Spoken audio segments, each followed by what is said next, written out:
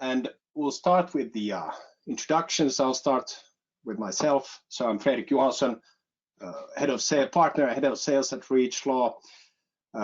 Been here for many years, and of course happy to be in this webinar to host it, and of course then introduce my colleagues after this one. So these are the people who will be actually going through the most interesting parts of this webinar. So Julian, do you want to introduce yourself, please?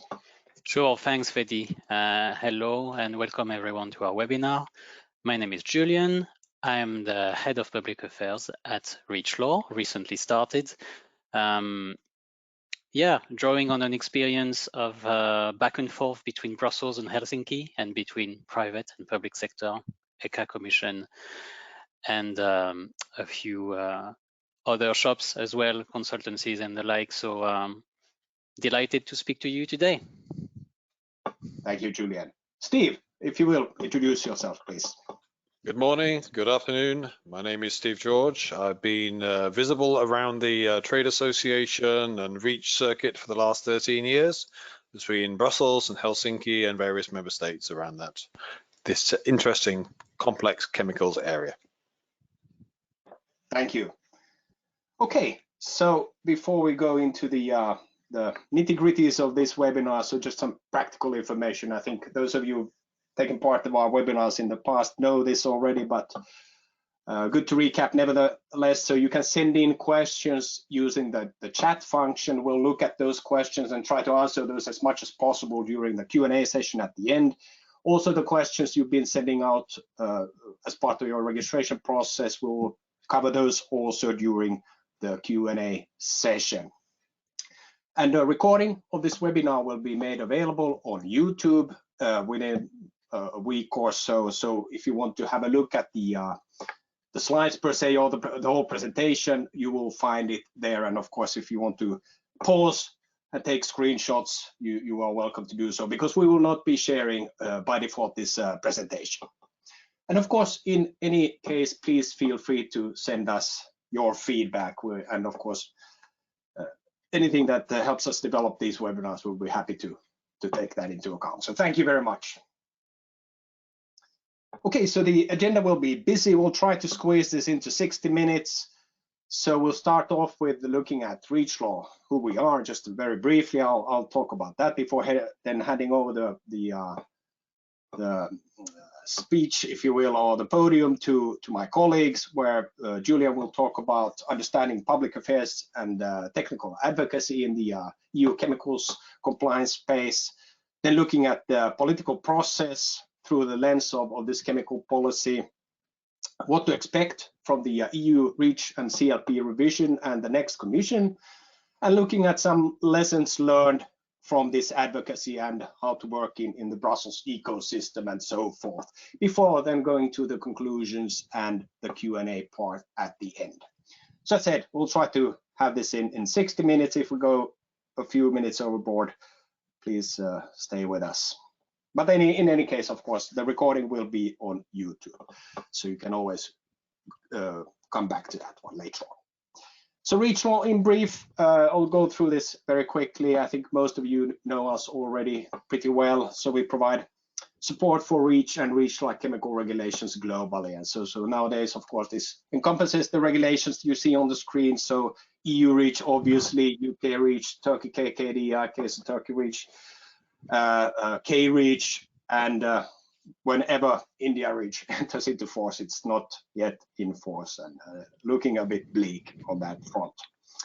We have offices in all these countries, and that coincide with these regulations that just mentioned. Head offices here in Helsinki, but through our satellite offices, subsidiaries, we do provide also, for example, only representative services for all of these chemical regulations that are in force currently, including also K-REACH, just for your information. So we provide a full set of chemical regulatory compliance services and beyond nowadays, also going from the basic technical services related to registration, lead registration, to the more demanding work such as authorization, and now, of course, public affairs and advocacy related services. If we look at those services in more detail, I will not go into any extensive detail here, except to say that all these public affairs and advocacy services that will be will not touch upon so much the services, but the area we will be talking about today. Julian and Steve will talk about it. But if and when we provide services to our clients, it's always highly tailor-made to specific needs and requirements of our customers when it comes to these public affairs and advocacy services. So it's monitoring, providing strategy development, chemical policy support services, technical advocacy, and so forth. And many of these we have already been doing actually for many years. Now we just put it into a more, let's say, tangible concept, if you will, under the public affairs and advocacy umbrella. I mentioned YouTube. So for those of you who don't know already or yet, we do have a YouTube channel called REACHLaw Talks, where this webinar will also be posted. So please feel free to head over there and look at our past webinars and content. And of course, feel free to subscribe and like if you like, of course.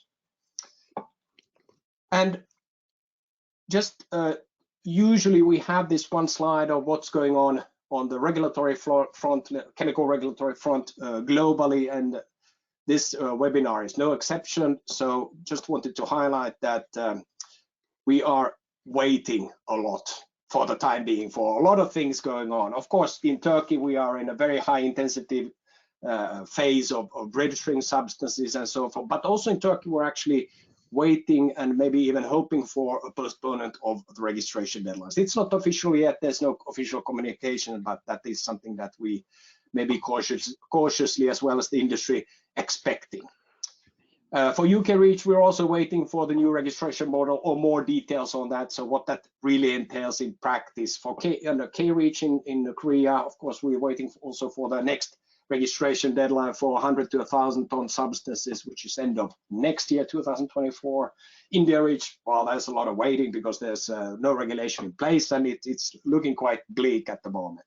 For EU REACH, obviously, I think everyone knows that there's a lot going on, and today we'll talk about those, so I will not look at that. But one thing I'd like to draw your attention to is the latest newcomer, and that's Ukraine REACH, and that's something that we're looking into entering into force next summer in 2024, whilst by which time you should start pre-registering substances and then subsequently registering substances during separate registration deadlines, staggered registration deadlines 25, 26, and 27, depending on tonnage pads. But we'll keep you posted on that and have a dedicated webinar in due course.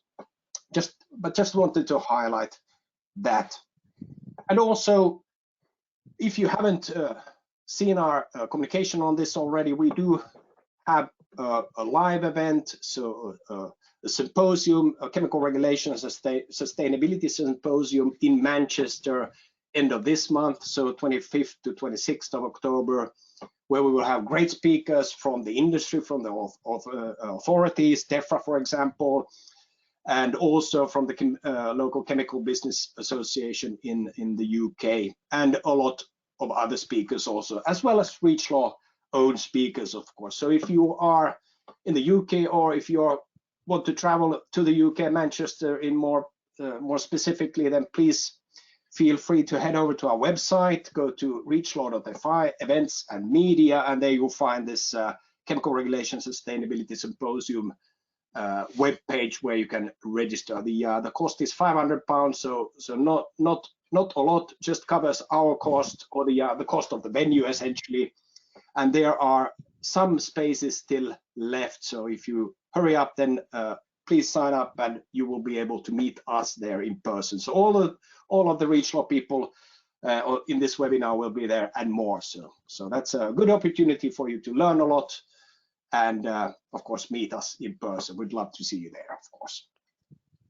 All right, so final the most boring slide, I promise you, in this deck is the disclaimer and copyrights, of course. The whole presentation is is entertainment and education, so no legal advice and so forth. So take it as is and be aware of such. And of course, copyright. This is all the contents in this presentation is copyrighted by REACHLaw. So that's enough of the legal jargon. Just hand it over to Julien to go into the meat and potatoes of this presentation. So Julien, go ahead, please. Thank you, Fedi. And we're going to start, as you have highlighted here in orange, public affairs and technical advocacy in EU chemical compliance. Let's just go straight to the next slide and we'll introduce this. So when we prepared with this webinar, for this webinar with colleagues at REACHLaw, I noticed immediately that a lot of my colleagues, their first question is kind of, but what is public affairs? And find this whole field a bit mysterious. I think that may be the case for some of you who've joined the webinar. When you come from a more technical background, it may even sound intimidating and not so well defined. So let's start with that, definitions, and try and demystify a bit.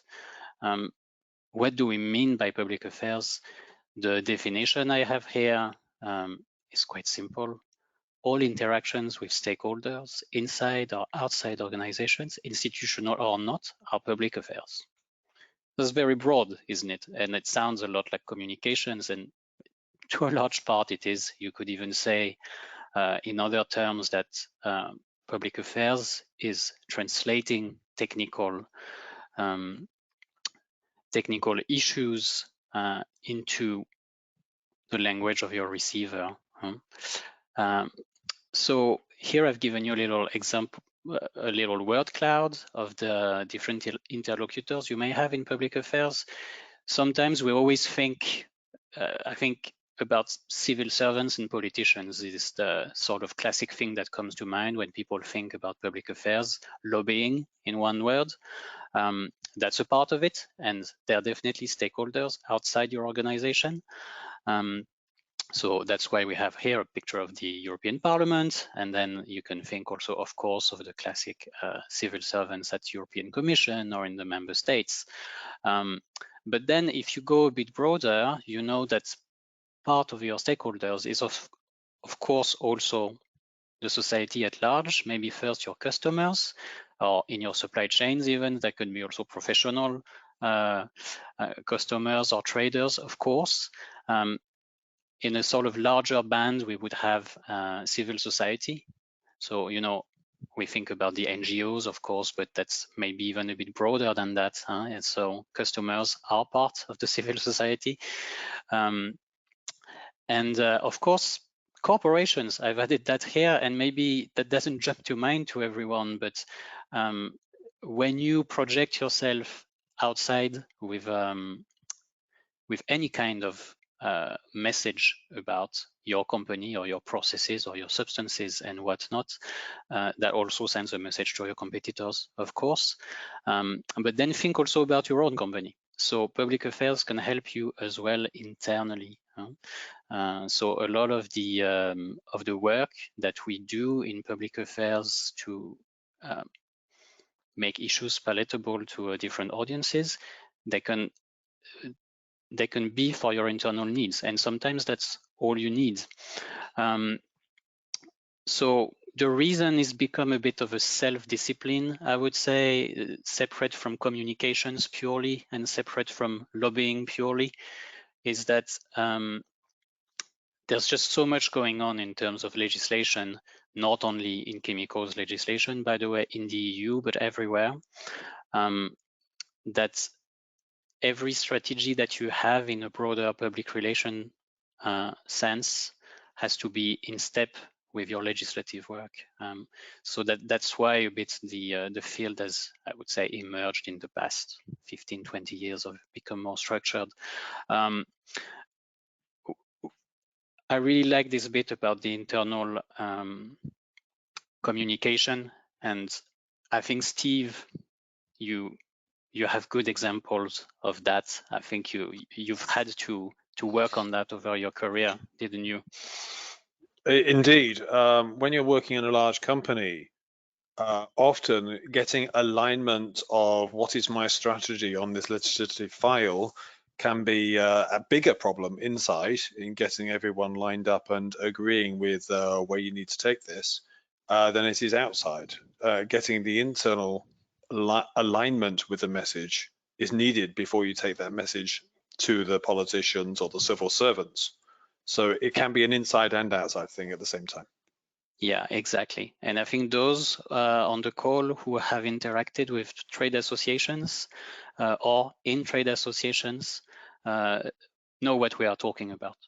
So let's go to the next slide where we have a beautiful onion. It's a kind of an onion because I often hear people tell me about, okay, technical advocacy is all I need. What is this public affairs and so on. So I try to separate a bit the two or the three in this infographic. Technical advocacy is going to be at the heart of any, I would say, technical public affairs that you have. So or public affairs in general. And it's really what's at the core of your message. If you go a bit broader, you have the political positioning that could be of your division or of your company or your organization, which is, you're trying to get something out of the legislators, sometimes something very concrete, sometimes something a bit more broad that needs to be defined.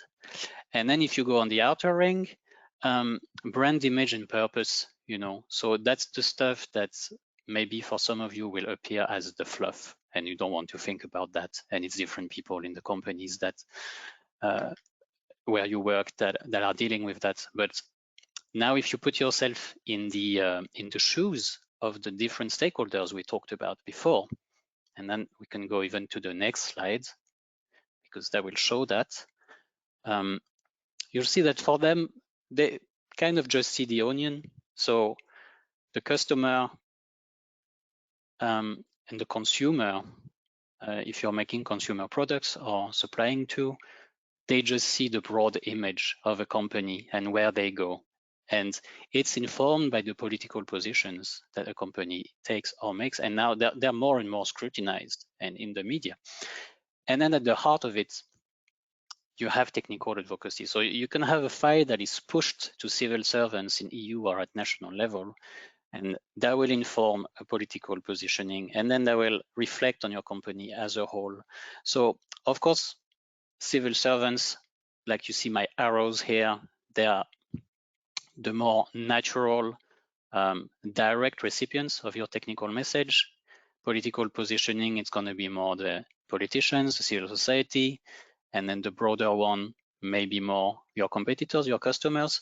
But in any efforts that you do, it's important that the three layers of the onions, if you will, are aligned. Bit of a weird analogy if we continue using the onion, but it's important to keep in mind that those things are in step, that there's no cognitive dissonance between them. But of course, another difficulty or like challenge in the work of public affairs is to know which stakeholder you're addressing with which type of communication. So here it's a bit broad sketch, and like I say on the slides, the boundaries can be blurry, and you have some stakeholders that can jump from one group to the other.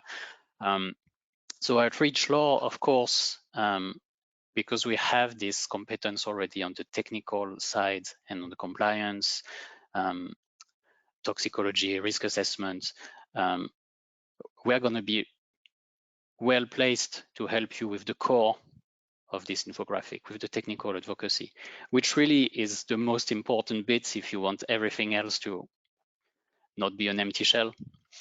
But we're going to also help you make sure it's always part of the public affairs work to make sure that you're in step with those broader bits.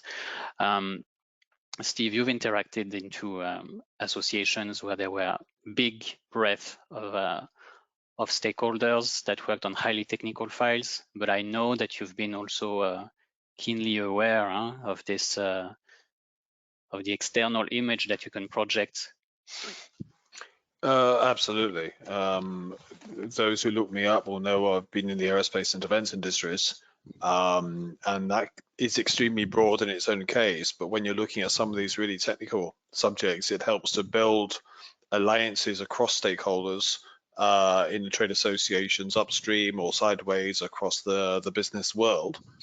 But in all this, trying to not come across as the laggard or the one that's not trying very hard to substitute hazardous materials, for example, can be damaging from a brand point of view. And if you start going in that direction, some of your members start rebelling, and therefore the maintaining internal alignment in terms of how this message could be portrayed outside in the context of brand image is really, really important. Yeah, exactly. And I think something that we really see in sharp focus at REACHLaw as well is that we also work on REACH dossiers, you know.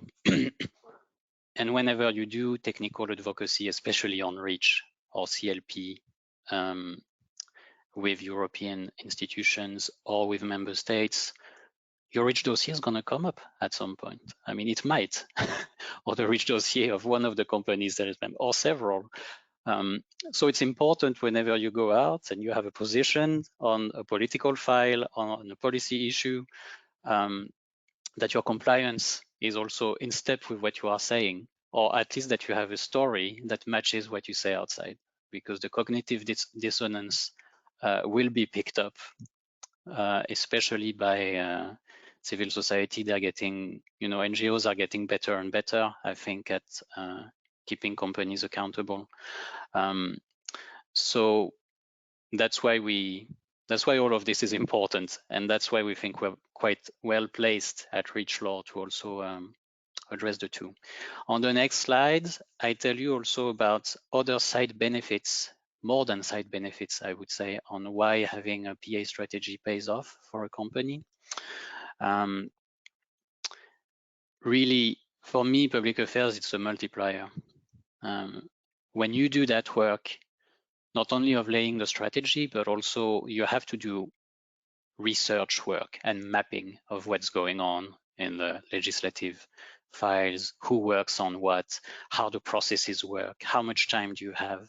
It means you're doing your homework, and it means you're not caught on your back foot on policy files.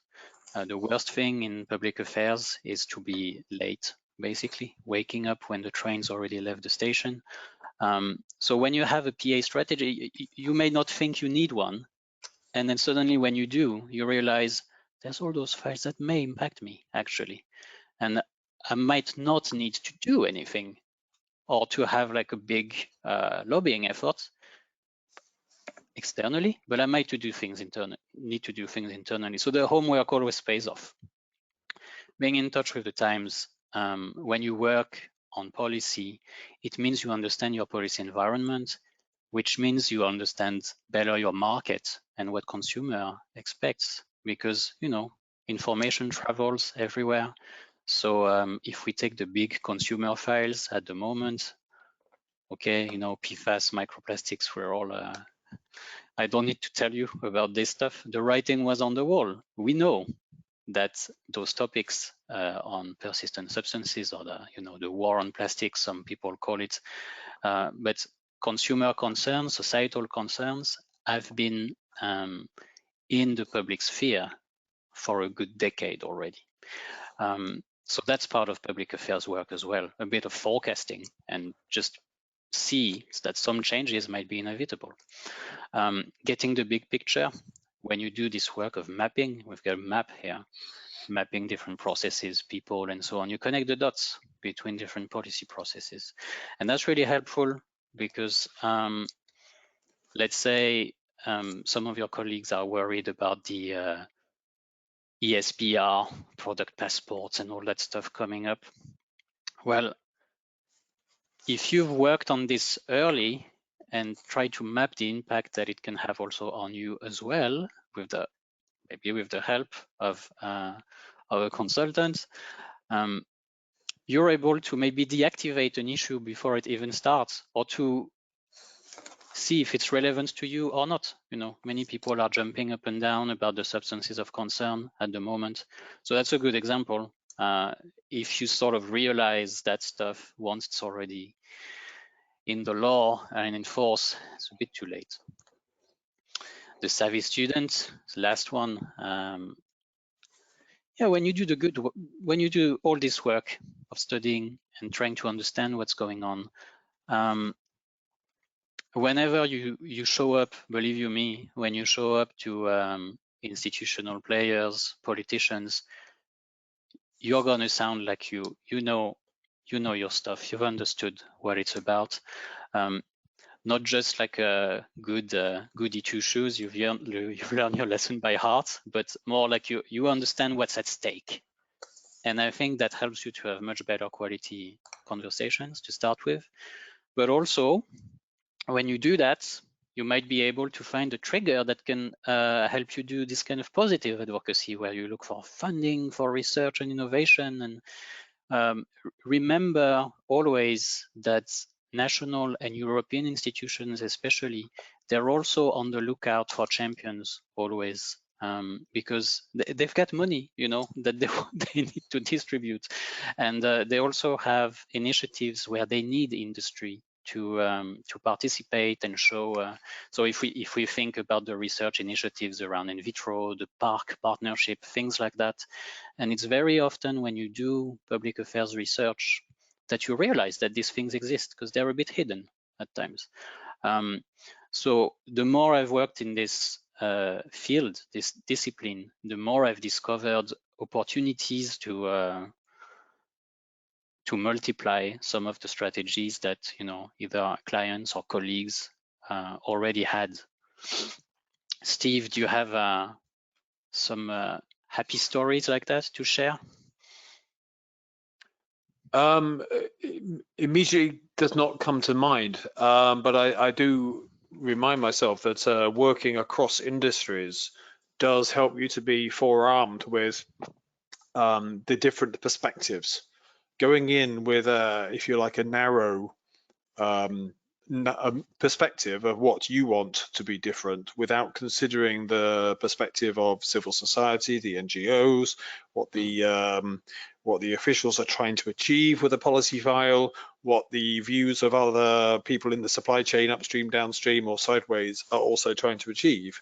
If you are better prepared through that, then you are more likely to make a counter proposal which works for everybody.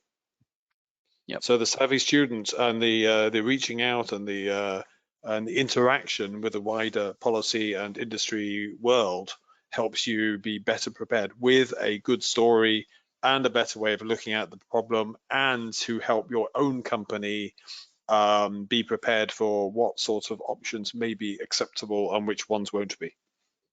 Yeah, that's absolutely right. That takes us to the next slide, where I give you a bit of an insight of the bread and butter of PA work. And I'm nice like that. I give you a bit of I unlift the veil a bit. How is it done?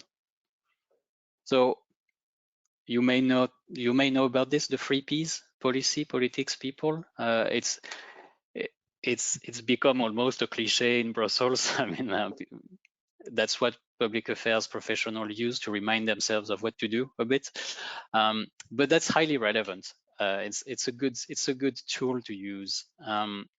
So policy is, you know, it's the thing that you may be doing already to understand the legislative and regulatory process. It's a lot of work, actually, to research.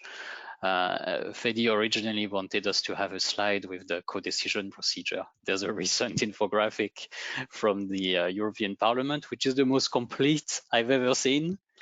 It's so complex, all the different hoops, all the different scenarios there can be in the ordinary legislative procedure.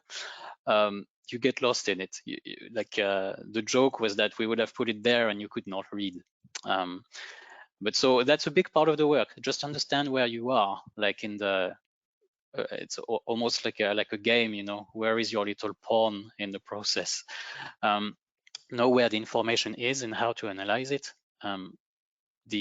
Especially with EU websites, it's a wealth of information. You can get lost. I'm sure you've all gotten lost at some point on the ECHA website. We can all relate. Or the YourLex website, trying to find what you need. Try the council's website. It's a lot of fun as well. So that's a lot of work. That's just like the background work, and understand how the EU institutions work, which is a mix of public information and things that you just know from talking to people or people who have worked there. And we have some of those in REACHLaw. Politics, it's a bit more subtle. It's not stuff that you will find easily publicly available, let's say, to see beyond the process, to know what can happen next. The whispers in the corridors of the European Parliament, what the different political groups are looking for, what member states are trying to do in RAC and SEAC, this kind of stuff. And that also comes from the network, but also from the experience. So that's always better. That's why you need a bit of a network here to cover this politics bit well. Know how to get access to, I just said that, information not publicly available, and be connected. So yeah, exactly. You may have relays in the in member states, in the press, through politicians, through trade associations, and that's great. And I think when you get also external help, you also benefit from the network of others. And then when you sort of connect it all together, you start to get a pretty decent picture of what the politics of your file may be. And people, ultimately, PA, it's about people. You got to talk to people at some point. You can't just be behind a computer. And that takes time, actually, to, schedule calls, find them, know who is the right person, do it properly, know the etiquette and the rules. For certain institutions, you have to follow certain rules, of course, but also just the culture, how people work, what they do. We'll get to that a bit. We have a special slide on that. So it's not just about the address book or phone book you have. Maybe in the past, in the old days of, like we were talking about the cliche of lobbying that we may have in our heads a bit. That may have been the case, I don't know, 25 years ago, where it was just enough to have access. Today, it's not like that. On any given file, you just have a sort of network, a spider web of people working from different angles, and you just have to know how and when to talk to them, and what message, of course. So all of that, it's also built over time with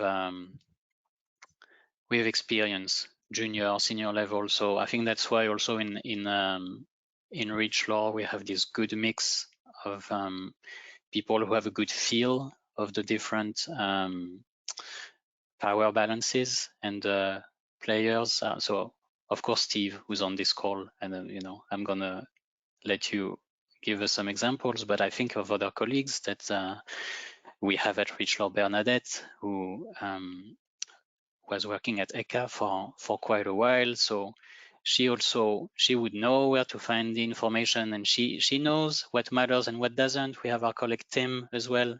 And I forget others, of course. These are the ones, that they come to mind because we've exchanged the past few days. But so you can benefit from that bench strength when you're doing PA. If you're just doing it alone with trying to read up what's on europa.eu, it might not be enough.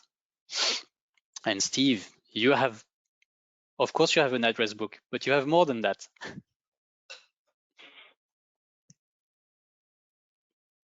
Steve disappeared, or he's on mute. I apologize. What do you mean, Julia? So you know that it's about people, but you know also that it's about connecting those relevant bits of information to the people you need to talk to. Yes, I think it's also about process as well. I mean, Europe is constructed to make sure that no individual has too much power that the legislature and the parliament delegate power to the commission. The commission have to follow a process in order to do any sort of delegated act. They cannot go beyond their authority. So the very complex co-decision process you referred to earlier is essentially the map for going through the process to understand how a legislative or technical file is progressing in a way that manages all the stakeholders and the inputs in a proper and transparent way. So it does make sense to understand the process. I can't remember which US president it was that says, if I want to talk to Europe, who do I call? It's not just about who you know. It's not just about knowing that one person, which is what traditional lobbying used to be seen as. It is about understanding how the rules work. Therefore, at what points you can influence, what points you can't influence, who has a role at each stage of the process, and how to approach them in that role. Each of these are really, really important, and this is what the network helps with. Exactly. You know, and I was promising myself not to give anecdotes, but I will just give one. When I was in a bit of a more junior position at the European Commission, I had once the example of exactly this old style kind of lobbying, and it was basically someone who was essentially a former director, and he came in with a file. So of course the door was open for him, and he had a file from a client, and he took us through some talking points, and he was just clearly reading from a bunch of bullet points that he didn't really know the status of the file and so on, and then he told us about golf, and it was all a bit, you know, it didn't go any further than that. So already in those days, it was already like, yeah, okay, well, that's not enough, you know. So some people might try to offer you also lobbying a bit in this old style like this. You know, this anecdote is an anecdote. I'm not saying it never works, but it has a lower chance of success for all the reasons mentioned above. So Vedi, we can move on to the next slide, and then we'll try and get to the mind of policymakers a bit in this changing chemicals policy world, let's say. So let's go straight into the next as well. So I'm giving you here things that you know about. So that's just elements of context. And that's also from the past a little bit, because we're reaching the end quite soon, 2024. It's tomorrow, isn't it? To the current term of the present commission. So now the commission is kind of focusing on trying to ram through almost the last elements of the Green Deal that haven't been translated into law yet, and REACH is one of them. And the Green Deal was a sea change, by the way. So that was really, I mean, you all know that, but it's really been a very efficient landmark initiative that set the tone in Brussels, like whether it achieves its objectives and so on. That's not that's up to you to decide. But all I want to say is that in terms of setting the tone and setting the agenda, the Commission definitely managed to do it. So they managed to make all the players march a bit to the tune that they wanted. And what's interesting about the Green Deal is that you, of course, have underneath it all those different policy action plans, let's say. And then for us, of course, the chemical strategy for sustainability that I'm sure in this call, I'm sure you know fairly well. And so I don't need to read to you all this bit. We know that when that came out, the CSS, there was this big focus on the mobile persistent substances, grouping, and of course, it's a roadmap to improve what exists in chemicals legislation, REACH and CLP, but not only, and to just kind of fix a lot of things that don't work. So, you know, the Commission has thrown in a lot of nuts and bolts in there also, kind of hoping, can we fix all the things that we hope to fix? And then parallel to that, and this one maybe is the one that could be scarier to you because it's less your world, I don't know, but the Circular Economy Action Plan has been a really big deal.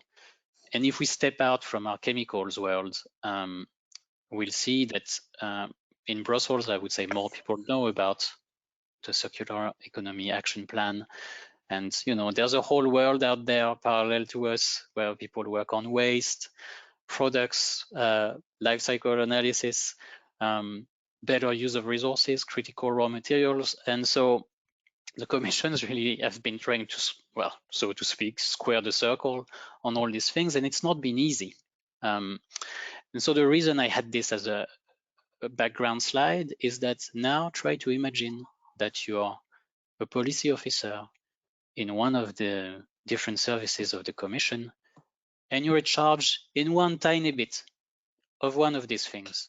But you know that it's part of this larger world of the Green Deal, Circular Economy Action Plan. So not only you have to achieve the sort of ambitious policy goals that you've set together with your colleagues, but you have to make sure that through the whole hierarchy of the Commission, this is not going to get torpedoed by the others who are trying to work on circular economy, on waste, things like that, but also that it's going to get all the way to the top.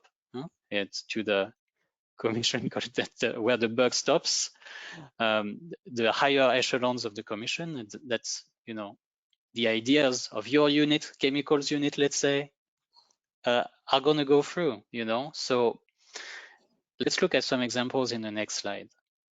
Why I'm telling you all that, to tell you that it's a hard job, is whenever policy or legislative files are cooked up by a group of people at the Commission and put into those forecasting documents, they have to balance a number of policy objectives and societal needs and expectations of the citizens. And that's where actually, this is where as a public affairs professional, you can find a lever for discussion, because they know that they have to compromise on some things. They are not an island inside the Commission. So I gave examples here of things, you know, I've seen in the past, but I think it's always good to kind of keep this kind of mental frame of reference when you work on a file, even if you think there's things that are going to be totally irrelevant to me. No. So, you know, when we talk all these things, zero pollution, well, at the same time, there's climate action, competitive access to raw materials. These are massive objectives of the Commission as well. So, yeah, we have to limit the impact on planetary resources, extract critical raw materials for climate-saving technologies, if possible in the EU, and when they are not around, we have to recycle as much as possible, and then limit exposure. Good luck. Consumer protection versus animal rights. You probably know this one a bit better, but you know, it's the same kind of stuff coming in the chemicals world. It's all around CMRs, consumer products, or cosmetics regular. And then you have the animal testing reduction. How do we square that up? You know, plastics, biocides reduction. I quite like this one as well, because it's one I came up, I stumbled upon, let's say, with clients in the past. There's all this strategy to reduce plastic and so on. Okay, but at the same time, with climate change, we know that the risk for diseases come up, and that we're going to need more single-use plastics. We're going to need more biocides. What do we do? So, and when you are a Commission official, I come back to the little policy officer at his desk. He wants to do things right, and then he meets an industry representatives who give them an example of this kind of tensions. a concrete example under one of any of those. It can be anything. And that's where it starts to think and get nervous. Like, oh, I didn't think of that. And that's going to be stepping right into access to raw materials, or I'm going to step right into climate adaptation problems. And it's not, scaring them or, it's just also helping them, not overlooking stuff because you've seen the big picture. It's very dear to me. So I know, Steve, that I know that because we've worked together in the past, and you've done that well. I think on competitiveness and versus objectives of REACH, competitiveness, and then need to keep the supply chains running in the aerospace field, for example. That was a very good example that made people change their tack at the Commission. Yes, the trick often is to get them to relate to a subject through an analogy that they do understand.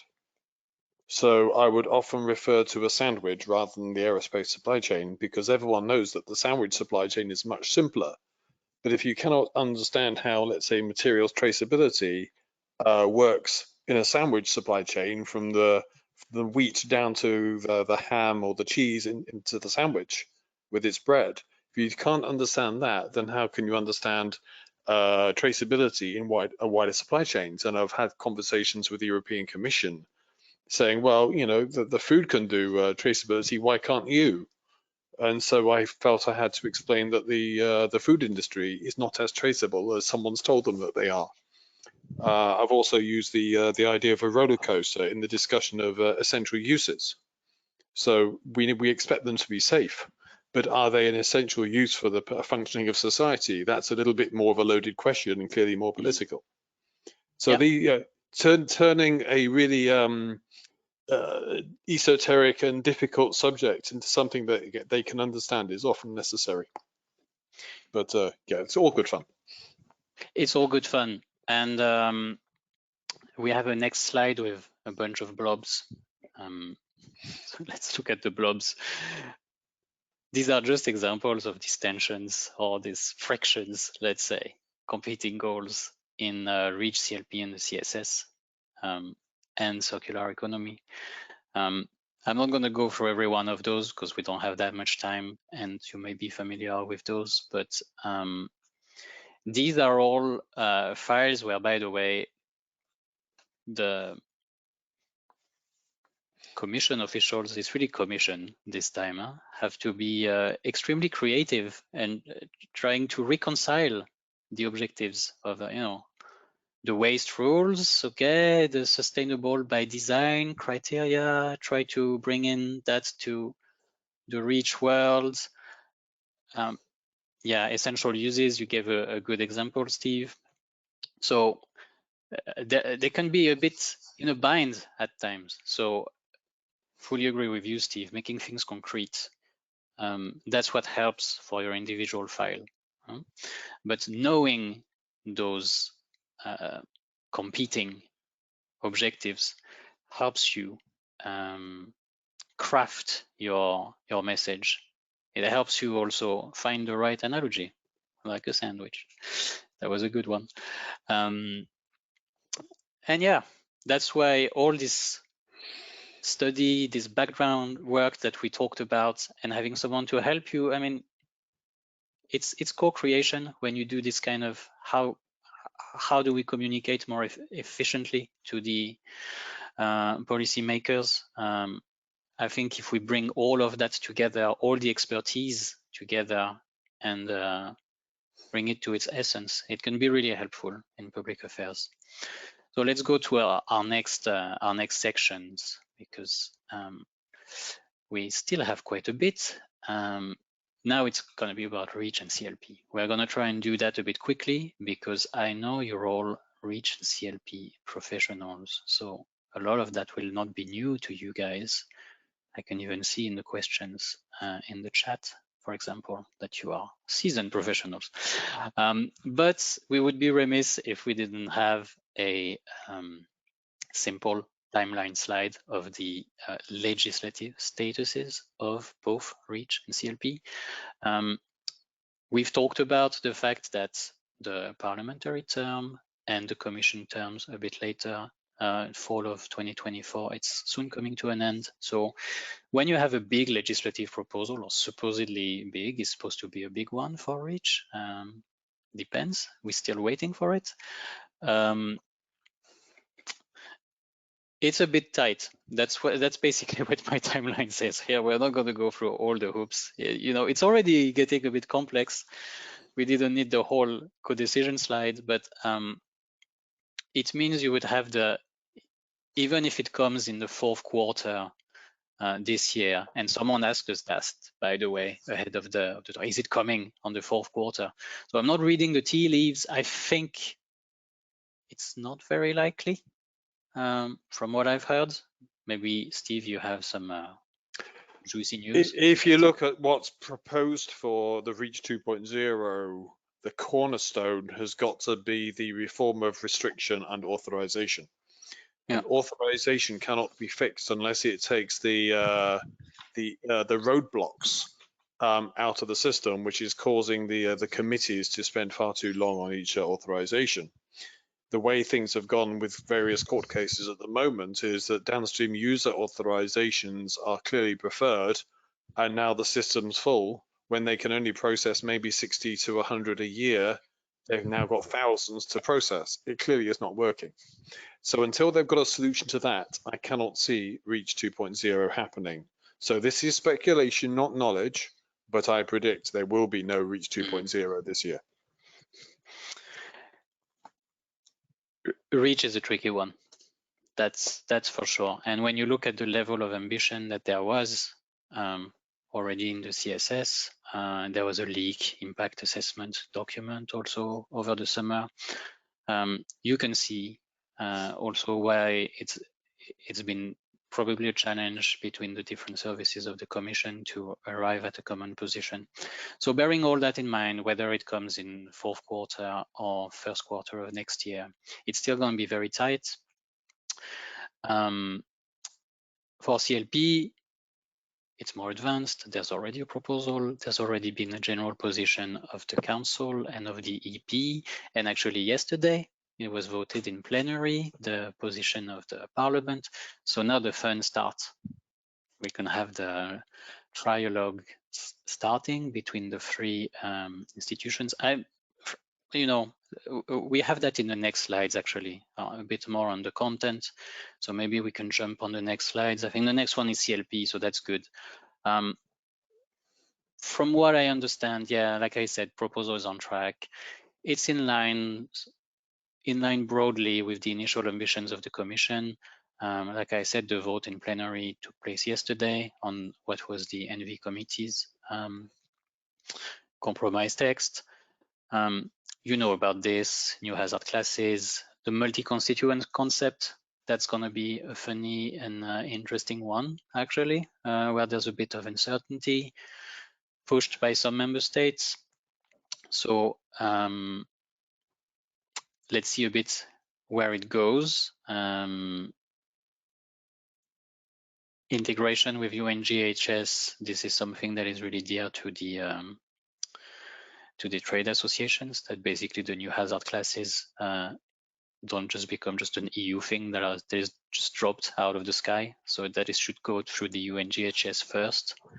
There are some elements in the Council position that suggest that the member states agree with that, to go through the UN first.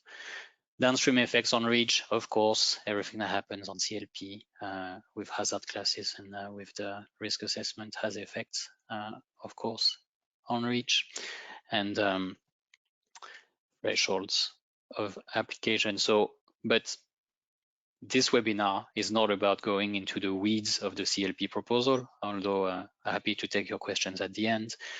But if we look at this kind of file from an advocacy perspective, where we say, as we mentioned earlier, when it's a big legislative file like that and it's reached already that stage, you can't really expect that you can fundamentally alter the content of the legislative proposal. You're already thinking a bit forward about how it's going to be implemented, how it's going to look like, how it's going to work in practice. Maybe the multi-constituent substance might be scrapped altogether. We'll see. I think the council wanted to scrap that in their proposal. But still, I mean, the new hazard classes, they're not going away. The tendency, I mean, the trends to group and to do to focus on a group of hazard properties, that's not going away. And actually, a number of CLP, let's say, devil in the detail, are going on in the background a bit regardless of the revision. So, you know, those who are deep into the weeds and know about those stuff about intrinsic properties and all the fallout of the TiO2 case law know that a lot of concrete applications of the CLP criteria happen with how the guidance is written, and that happens with ECHA. So I would say this, the sense I get from a lot of CLP professionals is that the fears they might not get directly from that revision. They might come from the things that are happening already, and that the revision is giving wins in the sail. Steve, would you agree broadly with my very short, rough and ready assessment? Yes, indeed. But looking at time, I think I'm not going to extend you any further. No, it's true that we're close to the end. So you see, I've still got to sharpen up my time management, and that's a big one in public affairs. So next slide, Fedi. For REACH, it's a bit the same. It's even more. It's even more reading the tea leaves at this point, and we mentioned this. The Commission is even under fire now under an ombudsman procedure to disclose the legal text. The civil society just wants to see what's in it, and there are more and more voices saying, should we just push it to the next term? Is it really worth it to look at it now? So we're going to monitor that closely. But, you know, whatever happens, the sort of broad ideas that would be in the REACH recast, the REACH revision, they're still going to be debated and discussed for the years to come, and the Commission will try and put them into law one way or another. They have the mandate, so that's what's that. Let's just continue, and we already thank everyone. If you have to step out soon, of course. So that means you can't go it alone. Also, a lot of these, whatever happens in EU chemicals policy at the moment, it's focused from individual to groups. You all know that, PFAS. So a big part of public affairs is working well as a group. So let's get a bit to our next slides so that we give you still a bit of a teaser in the time we have. Lessons learned from the Brussels ecosystem. Bring it on, Fedi. I said at the beginning, it's getting more and more organized. You see Rue du Luxembourg here. A lot of public affairs firms, trade associations are there, Parliament in the background. It's a game of everybody wins a little bit. Huh? Civil servants also need good industry representation to do their job. Otherwise, they don't have the evidence base. So if you've been in Brussels, interacted in Brussels, you will see that it's actually very choreographed more and more, and that it actually helps transparency and advocacy. We know we are getting close to the time. Fedi told me we can go a little bit above. We're very grateful to people if you can stay a few minutes more. And then we're gonna go to the next slides and try and go to our conclusions if we can. So continue. Yeah, lessons learned from advocacy. We talked about this before a bit. It's just to be prepared, know your file, expect to be challenged, it's no arm twisting, and make your message relevant. Get the cartoon here. someone is shouting about science, you might not have a technical person in front of you. So making your research is important, and listen to what people have to tell you. Otherwise, you're just missing everything. And bottles at sea is what I call when you just have a meeting where you just push a position somewhere like that and you don't give any possibilities for follow-up. That doesn't work either. Bottle at sea is retrieved many, many years later. Let's continue. So we have chance to take your questions. It's about timing. We've mentioned that before. Timing is key. You got to know where your file is in the process. Otherwise, you waste everybody's time, including yours. We can continue.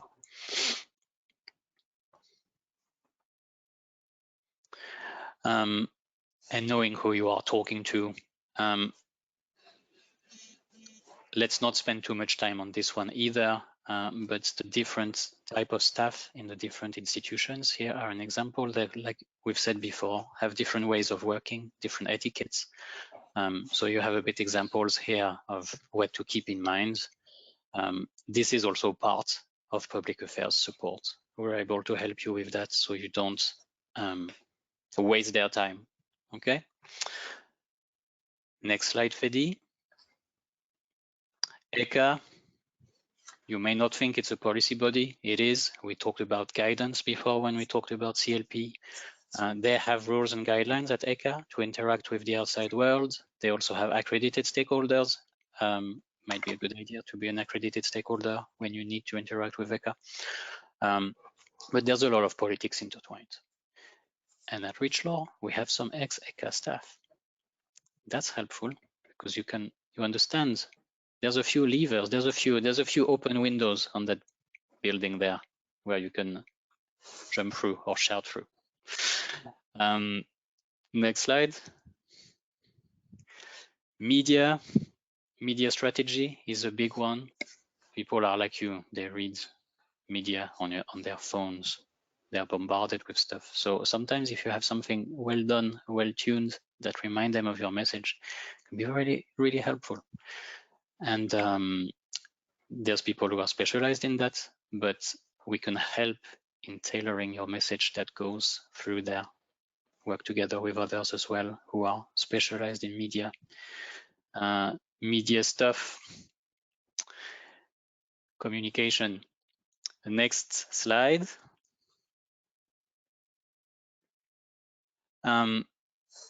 Advocacy is more than just position papers and meetings, sitting in Teams meetings.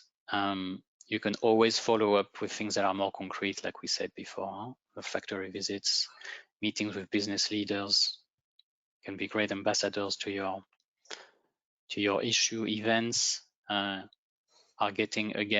starting to be a big deal again. There used to be a lot of online events in pandemic. Now we have in-person events again. Parliamentary questions is a big one. It's a big one to be able to exist in the field. And that's it. Does that bring us to our conclusions? I think it does. Don't forget the transparency register. Yes. All the PA firms are in there, and people who do lobbying in Brussels should be in the transparency register. So apparently law firms, it's not apparently, they don't have to be in there. That's why there was a cartoon.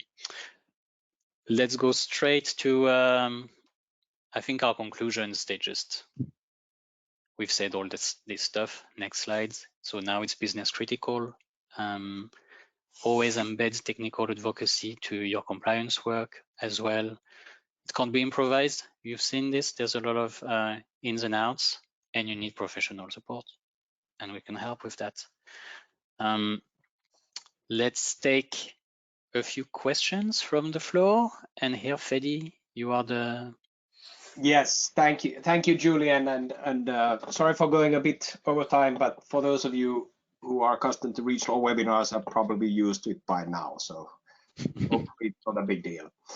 Okay, so let's go to the Q&A, questions and answers. Let's keep this short and sweet. I think many of the questions were answered already during the webinar that were pre-submitted.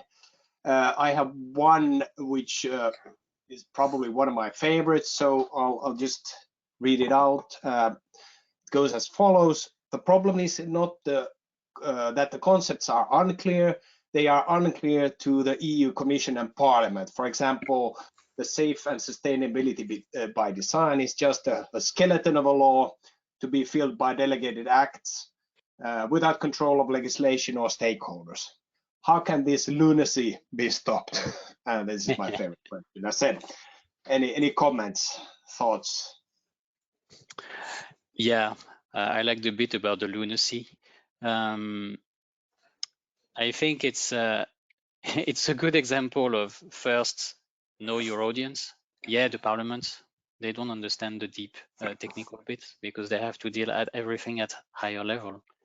But then you have a bit of answer already in your question. I think if you start with the frame of mind, I would challenge the person who has this by saying they're lunatics. It's going to be a bit difficult to have a quality exchange.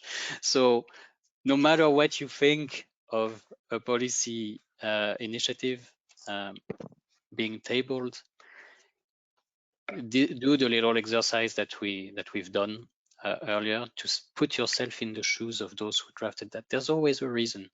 And I think we can do that also in together when we work on public affairs strategy with a consultant, to just like depassionate a bit and say, okay, you are annoyed by that, clearly. You think it's idiotic, but how can we work with it? How can we help them make it work as well? Maybe Steve has something to say about that as well. Yeah, I mean, I think those who have been in this space for a while know that many people think that all chemicals are bad and don't recognize the fact that we are made of chemicals, and so is the world around us. So recognizing that sort of cognitive dissonance is a good start. The idea that safe and sustainable products should not contain or use any hazardous chemicals in their manufacture. Well, if you say, does that mean I cannot use anything that's inflammable? Yeah, what do you mean by hazard? And when you get into that conversation and break down, well, what did they mean? They might mean, for example, category 1 carcinogens.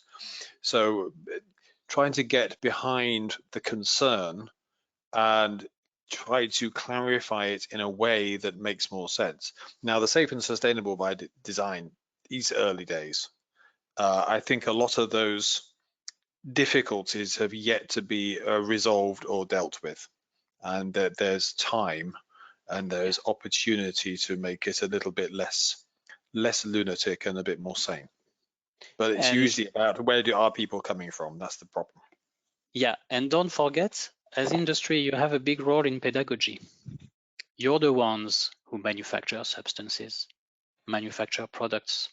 So yeah, some of the policy concepts like SSBD are essential use, coming from people like me, by the way, with law and political science backgrounds in the European Commission office. They may sound naive to you because you know what's what, you know how it works in a factory, but they don't.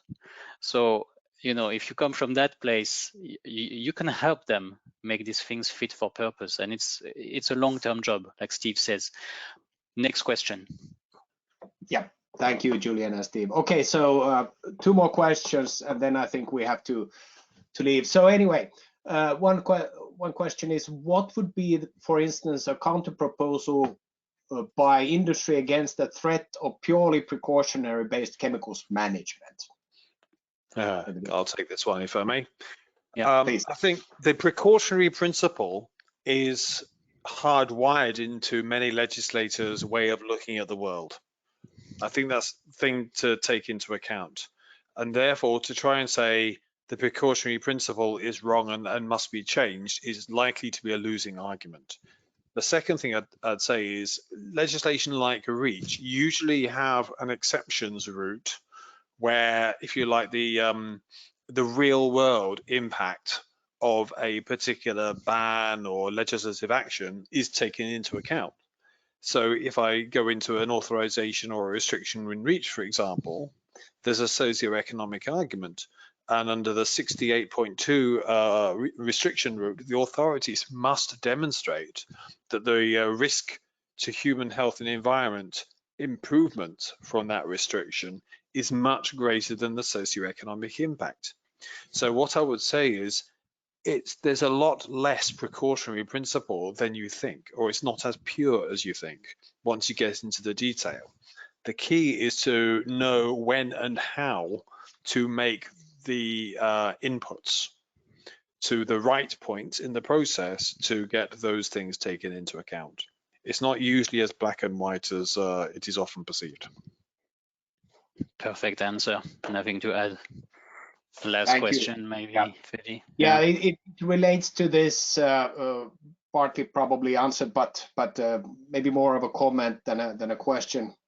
So what is balanced in an approach to fundamentally change the paradigm from risk-based to precautionary-based chemicals management, where real exposure and risks are not considered properly anymore?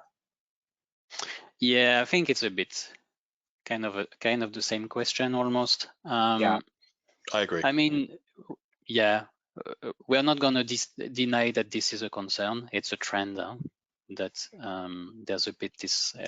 It's all hazard, you know.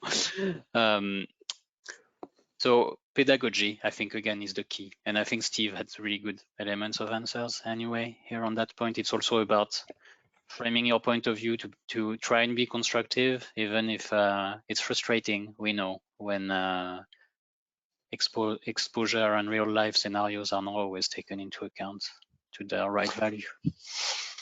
Yes, and often, how do I say this? Industry is not always as good as they claim in terms of managing risk and release to the environment. And there's usually an opportunity to do better. And if we look at, for example, some of the PFAS work recently, you might say that, yes, we only release so much to the environment and, it's pretty small, really. I see comments of that nature quite a lot, but there's always an opportunity to say, I could release less. How could I do that? But often that is not a natural thought process to come forward. And recognizing in that particular case, as an example, that these accumulate and can have damaging impacts at even very small levels, you're not really understanding where the legislators are coming from. So we have to understand where they're coming from and do the best we can to make things better, even in a risk-based rather than hazard-based world. You still have to do that. Often, industry saying, why can't we make it more risk-based and less precautionary principle or hazard-based? It's often because there is a degree of laziness. So a good PA company will often challenge the client as much as the client is challenging other people through the PA company. It can be a little bit of show you the mirror as well, to say, if you want us to get the message across, this is how you could be better, and therefore put a better, more positive example to the authorities, and they will listen to you more if you do that. So sometimes it can be a bit two-way. Well, brilliant. Thank you. Yeah. And a last really quick one for you, Julian. I think this is, it says as follows: you seem to consider that having a direct contact with the RAC is something that is possible, and then it continues. It also seems that it's possible to work with public affairs professionals located in Brussels.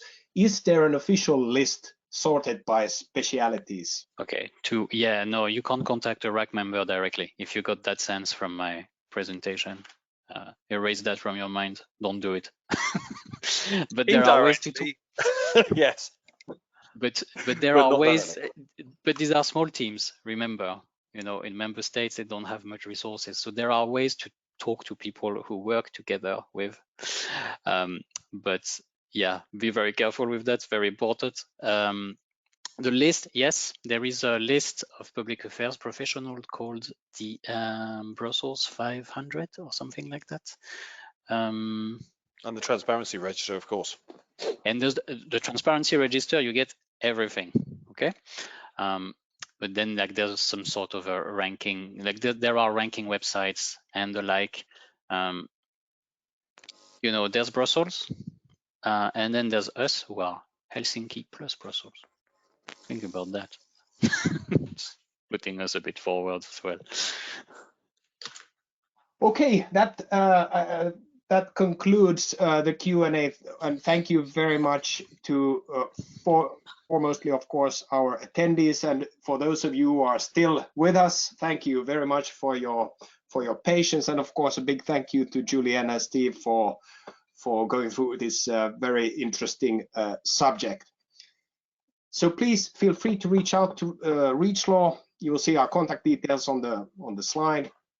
If you have any questions, comments, and so forth, if you want to spar, for example, your thoughts related to advocacy and public affairs, we'll be happy to do that and look at what the cooperation possibilities are. So with that, thank you again very much, and we wish you all a very nice day. Take care. Thanks, Bye-bye. everyone. It was a pleasure.